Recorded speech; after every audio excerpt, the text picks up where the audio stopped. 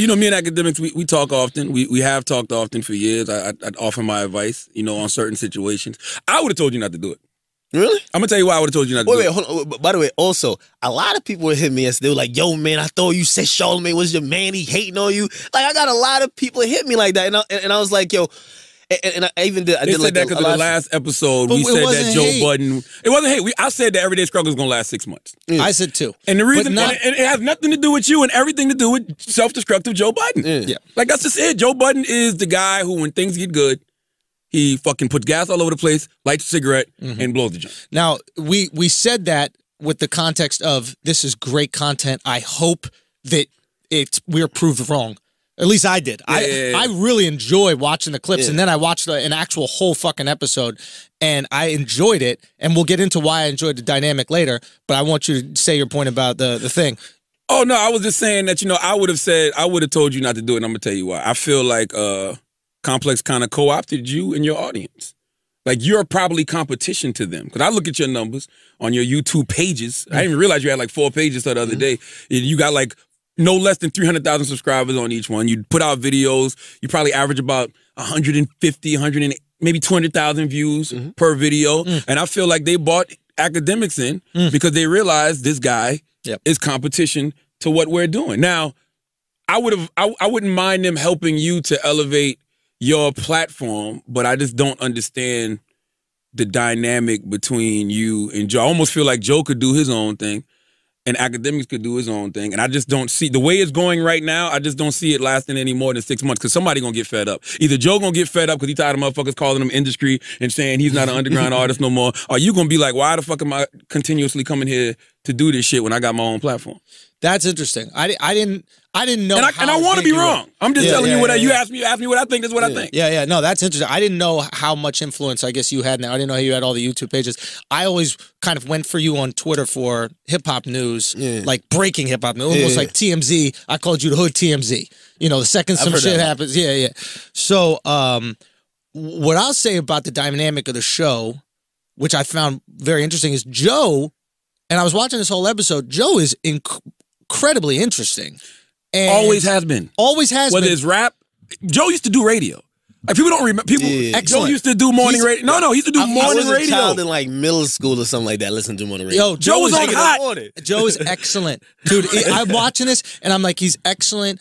And he's, I find like him a year though. Maybe it was a year, but again, you know, a year, and then it fell apart, right? So, but it's like, fuck out of Dodge. But there's probably some deep-rooted insecurity or fear of success, maybe fear of failure. Maybe you run away before you can fail. You make it explode before you can because you don't deep down think you deserve it. Who knows what the fucking thing was? But I'm watching. I'm like, this guy is a very good rapper in terms of bars. No one can take away his bars, but his skill at being interesting, I think, is greater than his skill at rap. I'm very intrigued by what's going on. Very amazing rapper. Very amazing rapper. But he's very interesting. I'm watching very interesting, good takes. My concern with the dynamic is two people need to be listened to each other in order for them to feel comfortable speaking and validated speaking. And I've noticed it in times with us when I'm not listening well. It creates a kind of like a disruption between us, and maybe when Charlamagne isn't listening, a disruption. When we're fucking killing it, it's when both of us are cued at, what do you have to say? Oh, that's a good at, boom, boom, boom. And I wish that there was more of that with you so that you would feel more, I think that you would talk with more confidence in your points. My greatest interview skill is the fact that I listen to the artist. I think Joe needs to give you more. Joe needs to listen more. Well, truth be told, and I'll just hit the first point. When people were saying, yo, Charlamagne's hating, I'm like, yo, it sounded crazy to me. Because I was even asking random people, like, even like my audience. No, I'm like, yo, I'm like, do y'all hear yourself? So I had to give him the history. I'm like, Charlamagne is someone who gave me advice at a time that he didn't need to give me advice. You know what I mean? He's someone who looked out. And he's always looked out, and he's always been the person that if I ever need advice or stuff has happened that don't even involve me. And he's called me to just kind of give me the lesson in that. Be like, yo, see what I was talking about? This is a proof, right? So he's always been a good dude with me. You get me? So like when I heard that, I was like, obviously I could tell there's something I do believe in. We could get on to this. I think there's something with you and Joe, though.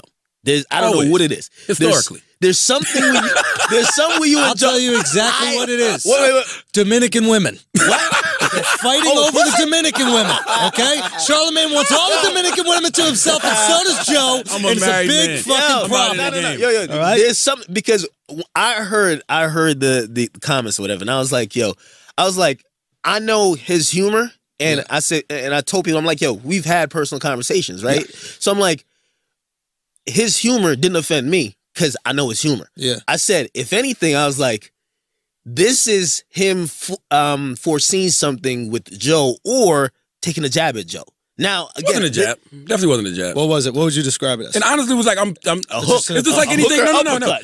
It's club punch. This is the thing, right? Whenever you're a cultural critic, which I feel like I am, I feel like Akademiks is, we critique the culture. Yeah. But whenever we critique something that people know we actually fuck with, or people that we may be affiliated with in some way, it's almost like, oh, he's hating. Like, no, I'm critiquing the culture. It's the same thing I would tell Akademiks. Same thing I would tell Joe. I talked to Joe last week on the phone. Right. Like this is the same kind of conversations I've had. And guess what? I'm sure that they have critique about the Breakfast Club or the podcast. Sure. And that's fine. I'm cool with it all. Like, just because people make it a bigger deal because there's a relationship. Absolutely. If you don't know an artist, it's like, oh, this is a fair critique. The second that you and that artist had a conversation once that went bad, immediately everything you say is discredited because you're bitter. Or something.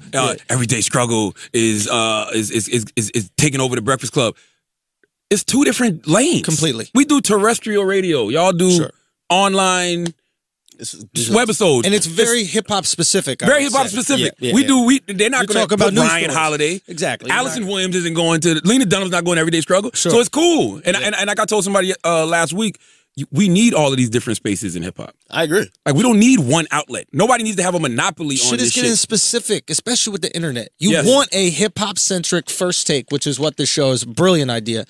Because the audience has a desire for it. Yeah, and also speaking to like the chemistry, I agree with you. In the beginning, like the first week or two, like I didn't feel like we were almost listening and responding. And my whole thing coming from, again, I've never really done huge production. Well, not even that, but I've never done like this huge production type like show or whatever.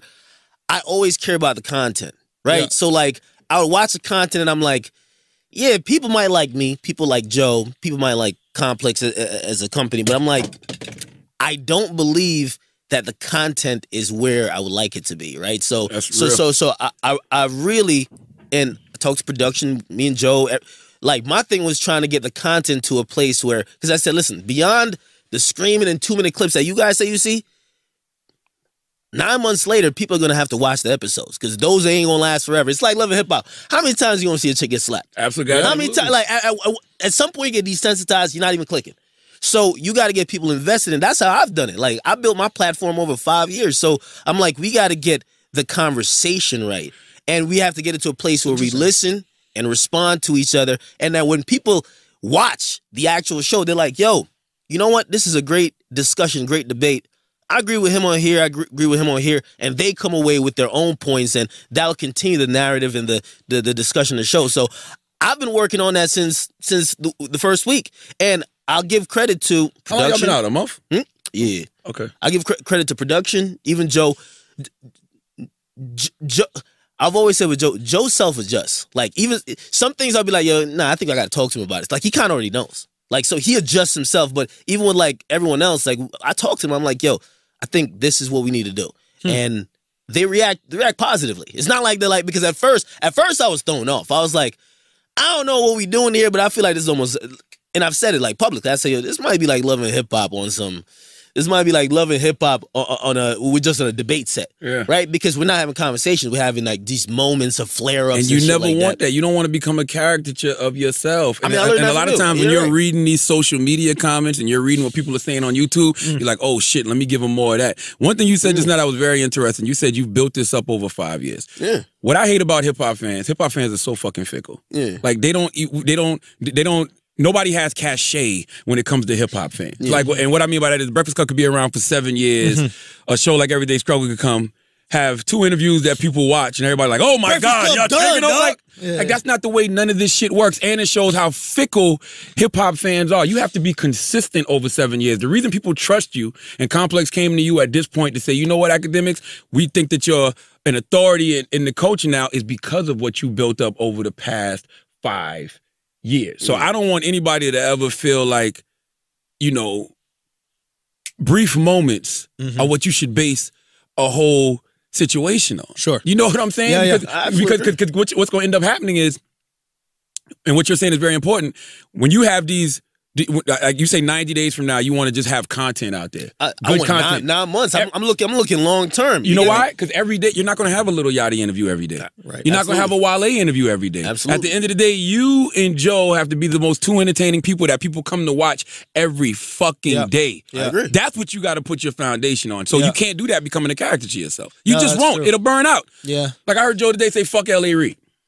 Oh, that's not even close. You gotta watch the whole interview. What do you say? All he does is call him a sexual predator the entire interview. See, that's the stupid. And you can't do that, Joe. Because Joe, you would hate that. If I'm I called you a woman beater a whole interview, you'd be upset. Hey, I'm gonna just say, sexual I believe, predator. because truth be told, The whole interview, I watched the whole interview last night. I wanted to be prepared for you coming on. Yeah. And it was an interesting interview, but the whole interview, he's calling Ellie Reid a sexual predator. And then you were like, well, how old are the girls coming in? And he's like 18. And it's like, first of all, 18 up is legal. I don't care how old you are. You know what I mean? Well, here's the thing. There's grass on the infield. Yeah. I listen again with building rapport, right? And I guess like I'm not too sure if you guys were like friends before you guys did a podcast. Yeah, we knew each other before, so that's different, right? So I met Joe with Complex. Yeah. Right? So like I'm learning Joe. Like, you know what I mean? Of course we've kicked it outside of even the work structure because you got to build rapport because it's all going to translate. If you guys really don't know each other, fuck with each other, it's going to translate on camera. So like we've been trying to build that rapport. But like, You going to the pool party? well, if Complex cut the check, I'll probably be there just showing up. Really? Yeah, I mean, They got to pay you to play for the Joe's pool party? well, suppose they might be. Or they want to do the show from the pool party? They might be doing something like that. Oh, okay, gotcha. So if they're in there, now if it's just Joe, I'll go support Joe. But if Complex gets, I wouldn't go into that environment because you got to think you're gonna be with Rory, Mal, Official Ice, all these people that want to probably be in your spot will jump you. Oh, they're gonna hate you. I've met one of them before. I met Rory. He's a white guy. Right? They're not hard to tell I apart. fuck with Rory's Rory, the white man. one. I like Rory. Yeah. He seems cool. Rory's cool, man. I don't know, man. I like Rory. Why, what's truth up? be told, Like passive aggressiveness toward Akademiks from Rory. Really? Really? Yeah. On what? What happened? Just you don't listen to the pod. You don't listen to the Joe Budden podcast. That was a little wild. You don't listen to that. They had the best name for a podcast and they got rid of it. I'll name this podcast later. Was brilliant. I listened to the podcast the week off when we debut, but I don't like. That's never been in my list. I don't think they respect you. I've talked to guys like B. Dot from Rap Radar and Epic Records, and I don't think they respect you. They don't feel like you're an authority on the culture. They're like, what have you done to be able to have an opinion? Which is stupid. Respect is earned, dog. Don't worry about that shit right now. I mean, truth be told, I mean, I don't give a fuck about what they. That's the attitude. Listen. If they built up the audience, and if the audience had respected their opinion like they respected mine, they would be in the same position. So, you hear that, Rory? No, I ain't taking no shots. I ain't taking no shots. I ain't taking no shots. But when I take shots, man, that's the other thing. You gotta sit down on your shit. No. You gotta watch how Trump does it. Are you the real Dundada? Yo, the baddest Jamaican on the internet? Real talk. Now, when I look at, are you a coke? Come on, you be like Joe Budden now. When I look like, are y'all trying to Joe me in his face? Hey, yo, but on some real, like when I look at just the media landscape, I've never competed with any radio personality or internet personality. I've just done my own thing. So like now I got my own platform. I don't think about anything they say because.